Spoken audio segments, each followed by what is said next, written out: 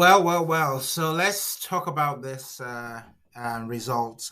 So Man City just lost away to White Hart Lane 1-0. And what a great result, I imagine, for Spurs. As an Arsenal fan, it's very difficult to give Spurs flowers. But I know that there's quite a lot of Arsenal fans that were hoping for this sort of result. And considering what happened at Goodison Park yesterday, I think it was a welcome result. Man City looked different. They look flat. You could see Pep was trying something new, and I don't know whether this is preparing for the Arsenal game because they played Haaland and Alvarez up front without De Bruyne, and I don't think it was injury. I think it was definitely tactical for Man City. They look a little bit flat. Grealish was one of their best players from memory. He was doing a lot of the work. Spurs just seem to have a good game plan. Well, could it just be that maybe there is something to be said about certain teams and certain grounds, where, psychologically it's just difficult to get a result. And, the stats suggest that Man City haven't won at Spurs in 5 attempts.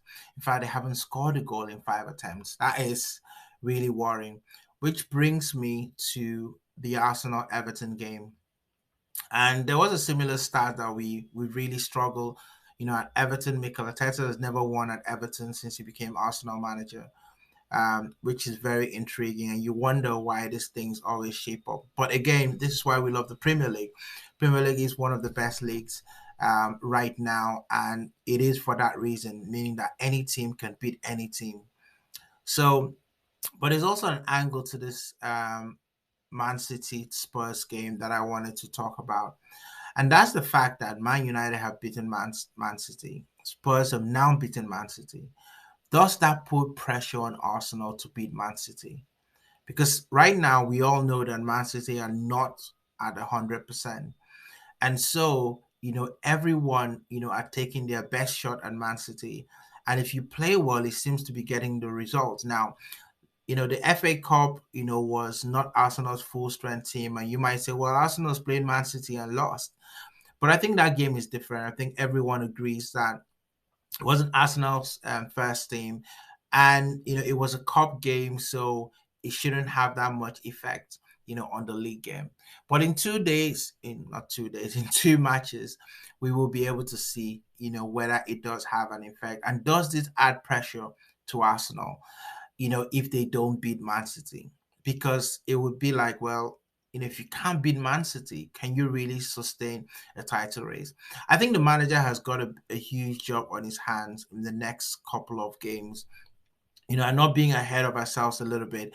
But I think that you have to, prepare the team psychologically, for that game against Man City, win or lose. Prepare them for both outcomes. I know people are gonna say, well, why would you prepare to lose? Well, losing is a fact of life.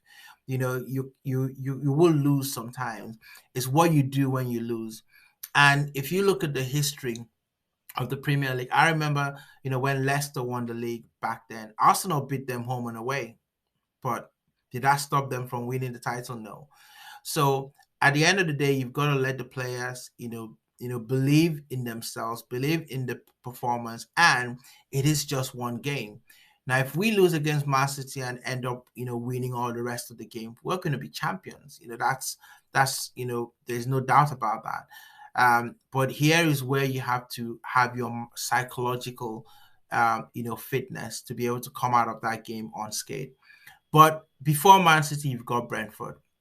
Brentford is going to be a team that would have some weapons that we have to be aware of. And I'll probably do some analysis and watch out for the key battles for that game, and I'll share that with you.